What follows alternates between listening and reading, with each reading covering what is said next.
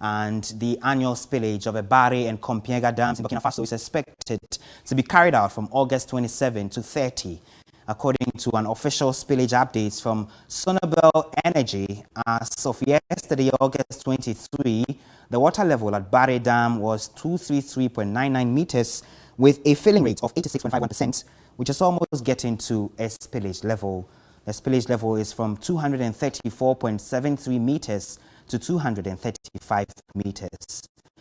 The office of NADMO in the Upper East region is currently sensitizing farmers and residents closer to the white and black voter to relocate to higher grounds. Farmers are also encouraged to harvest some of their farm produce to avoid losing everything to the impending floods.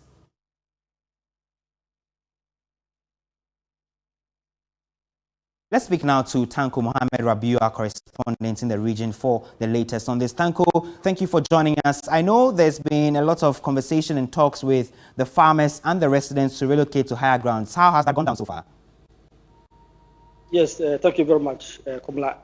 Since yesterday, when the information got to NADMO office in Bogatanga, even before the information from Sonabel in Burkina Faso, NADMO has already started sensitizing the farmers and residents closer to the riverbank because they have been getting regular updates from the Bagre Dam officials. Even as I speak to you, Boku West, Tepani, Bulsa North, Bulsa South, and then Bongo District, and then the Talansi are the places that usually get flooded when the dam is spilled. So a lot of the NADMO officials are already on the ground, especially they are at the farms trying to talk to farmers to relocate because every year when the dam is spilled, these farmers are affected. And then most of them always tell me that the farming along the riverbanks is always good for them because it has too much nutrient. And then, as I speak to you, I'm at a forum on forest and then farming in Navrongo, where peasant farmers and then one NGO in Paga are sensitizing farmers. I have with me Benjamin Safu, who is the project officer for peasant farmers, who is also sensitizing farmers here in Navrongo.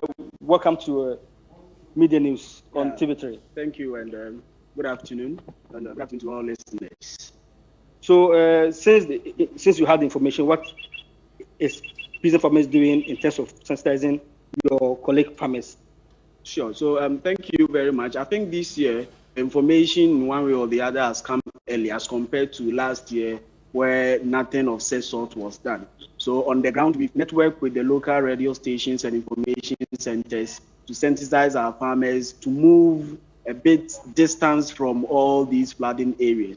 Well, last year, you can remember there were a lot of loss of dead animals and crops, food crops and other things. And this year is becoming an annual thing, though we advocating and also engaging government on it. For now, we are sensitizing our farmers. We are advocating as well with them, planning and seeing how best they can move a bit far from all these areas. Because last year, like this, it came to a point that the Kabori Bridge, that's the Bindui area in the Boku West, the bridge was just washed off by these spill. So we're just hoping that our farmers will listen. They'll be sensitized enough. The local radio stations are doing their best. We too, through our local people in Galu and the Talinsi area, or we are also doing our best to get farmers informed that the date being said, that is 27, we're going to spill. So it will be good for them to move to very saved areas. So do you have any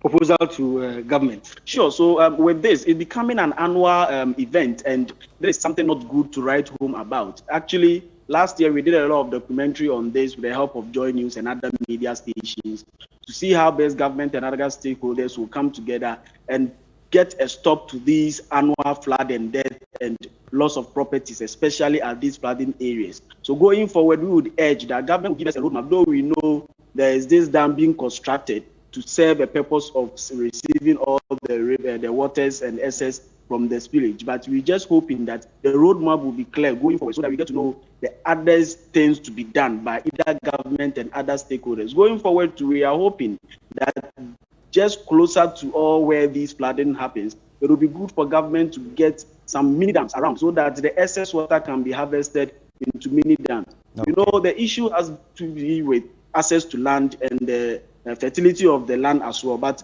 it is our hope, if these mini dams are constructed by government and other stakeholders and they have excess water, dry season garden, the farmer can still harvest this water and do it. So it will just pave way for them to distance themselves from the buffer zones directives given that farmers should not go close to these riversides and farm. Okay. These are something we also always advising our farmers and sensitizing them to really farm very distant from the buffer zones given, because these are places where mostly when the flooding happens, it destroys their farm. Thank you very much. You heard there my colleague Tanko Mohammed speaking to one of the officials of a Peasant Farmers Association in that part of the country on that forum, sensitizing farmers to move away from the banks of where the areas usually flood when the Bagre Dam is spilled. Joining us on the line is Jerry Asamene. He is the Regional Director for a conversation on this. Thank you for joining us here on Midday Live. Now, this has become an annual ritual. Every year we have NADMO and other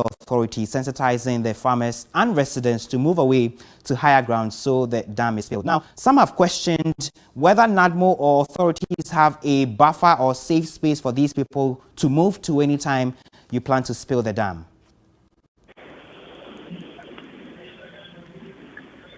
Hello, Mr. Asamene. Hello, Mr. Asamene.